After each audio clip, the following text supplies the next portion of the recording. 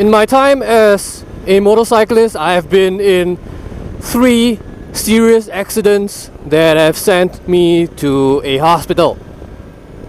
The very first that happened to me was a driver in front that braked from 90 to 20 in about 2 seconds to avoid another accident that happened up ahead. And you know how this kind of thing goes down. The second one, the driver tried to make an illegal turn and pretty much plowed into me on my left side. This accident left me with a broken left wrist. The third and the most recent one that happened earlier this year was the one where the truck cut me off in the middle of a busy intersection. And you know how this kind of thing happens. And that accident left me with a broken left foot. Now obviously I haven't recovered from any of my injuries that I sustained during this accident, and all of these accidents, after all of these accidents, my wife, my family, my friends, people that cared for me, they begged me to stop riding a motorcycle, begged me to stop engaging in such a dangerous activity, a dangerous mode of transportation. And the thing is, they are not wrong. Singapore is indeed a rather dangerous country to ride a motorcycle in. I'm not going to go into the specifics of why and how Singapore is a dangerous country to ride a motorcycle in, but to give people who have never been to this country some perspective of what it's like to ride a bike here.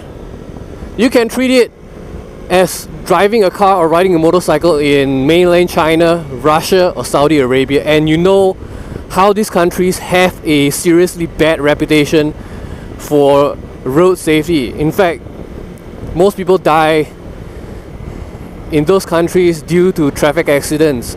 I might say quite a number at least. So the thing is, it begs the question, why is it that after all these cases and after so many people that love me, that are pleading me to stop riding a motorcycle, why am I still riding one? And not only have I continued riding, but I have even gotten a new bike after my most recent accident. And it's really a couple of factors that come into my decision to continue riding. I mean, first of all, the fact is I can't afford a car. Basically, all my reasons are due to the fact that there isn't really a better alternative to getting around, even if I wanted to give it up as a hobby. But there really isn't a better alternative for transportation other than a motorcycle. I can't afford a car, that's a fact. Maybe if I worked, a second job, if I sold my motorcycle, sold all my worldly possessions, I could possibly actually afford to buy a car and pay it off in 5 years. But the thing is, I still have a mortgage to pay, I still have bills to pay. And if I did buy a car, I'd be eating cup noodles with my wife every single day. Owning a car is more than just buying it. There are still maintenance issues to consider, parking, taxes, so on and so forth. In my current state, if I bought a car, that car would just be sitting in the parking lot because I couldn't afford to run it. And even if I were a minister's son where I didn't have to work for anything in my life, and I could have a car at the snap of my fingers because daddy gave me one, well, why would I even want one? Because I don't want to be one of these other assholes that buy a car, sit in traffic as the only passenger in the car, and contribute to pollution, contribute to traffic. I don't want to be one of these guys. Unless you are somebody that, you know, regularly carries 3 passengers around or hauls cargo everywhere you go, every single step of the way, you are causing more pollution than a small motorcycle. Sorry for such an abrupt change in scenery. Yesterday the camera cut out on me and I didn't really know until I got home and watched the footage. Can't believe I was talking to myself like a goddamn moron for over like an hour. Anyway, as I was saying, reasons why I was continuing to ride a motorcycle after so many accidents. The second reason after the first one was that public transport in Singapore, while it's good, there is a certain capacity to it. It's just not good enough for everybody to use at the same time. Now, if Thanos did the right thing in real life, snap his fingers and half the population in Singapore just disappeared in the thin air, well then the public transport system is perfectly fine for every single person to use with as little cars as possible on the road. But the problem is that a lot of people in Singapore have penchant to, you know, make the boogeyman out of the MRT Corporation and the SBS Corporation, our bus and train providers. But the problem is there is only so much that a single train company and a single bus company can do to serve a country of over 5, close to 6 million people in a city this dense. I blame the people, I blame the companies that employ these people for the predicament that Singaporeans are in when it comes to public transport. If companies had staggered their working hours, allowed, split their workforce into several groups during the mornings and the evenings for commuting, it would make life so much better for everybody. If there weren't so many people, it would have made life so much better for everybody else that remain.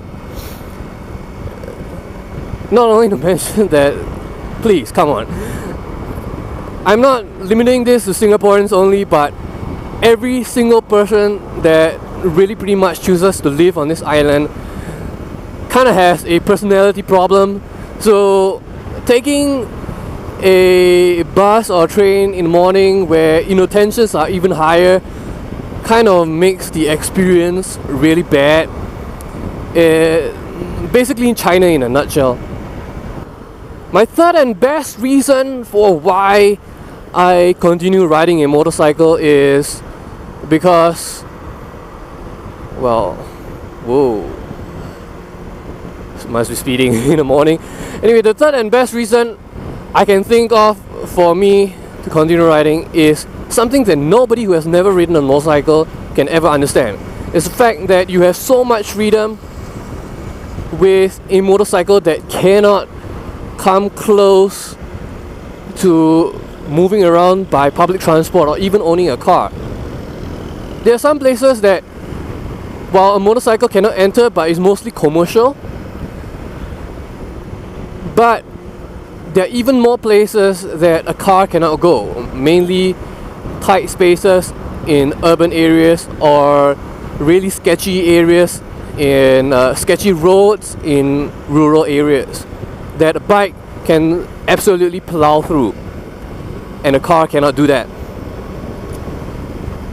For a bus and a train, it's, well, I mean, it's a no-brainer. There are certain things you can't do with a bus or train. Come on, I mean, like, if I want to go let's say 5 kilometers to my office, it takes like what, 30 minutes morning rush hour, but by bus or train it can take anywhere from an hour to an hour and a half. Why? Because there is a serious lack of proper connections between services.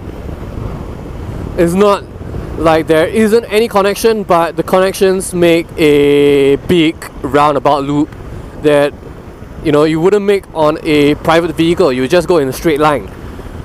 So that's not really feasible for some, especially if you work in really time consuming professions or professions that require to be at your job on time. Not to mention that a motorcycle is not just a form of transport, it's a hobby. A lot of people buy cars and do have hobbies in cars, but the thing is, cars are not cheap. So many people who really passionately love cars don't actually buy cars that are hobby worthy. Whereas you could buy a cheap 5 grand motorcycle, you could literally save up 5 months of your pay and pay in full cash a motorcycle that you will absolutely love to take out on the weekends. Whereas a car driver who wants to get a track-worthy car or a car that's really fun to drive around in, he's gonna have to shell out at least a couple hundred to a couple thousand a month for 7 years of his life. That's a huge goddamn difference. So most people that actually love cars drive cars that they don't actually love. That's a big difference. Whereas I can enjoy my commute to and from work, people in cars, they are probably just screaming the hell out of their minds because the car is not only boring but traffic sucks. So those were my reasons why I kept on riding a motorcycle even though it's so dangerous. I mean, of course, I have given a bit of concessions to my loved ones with regards to certain things, like I don't ride in the rain as much as possible anymore. I try not to lane split too much unless it's smooth flowing traffic. In fact, I don't try to speed too much. Anyway, that speeding too much is something that I gave up on very early in my career after like how many tickets that I had to pay off, and I really can't afford to keep paying off speeding tickets. Anyway, I hope you like this video, and I hope to see you next time. Peace out, bye bye.